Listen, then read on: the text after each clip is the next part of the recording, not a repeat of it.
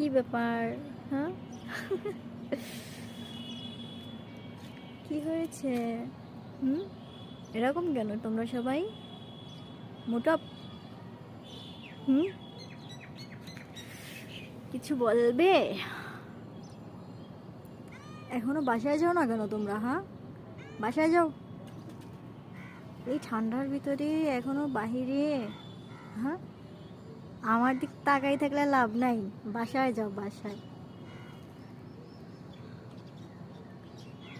যাও, বাসায় যাও।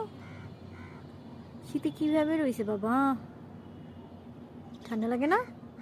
বাসায় যাও।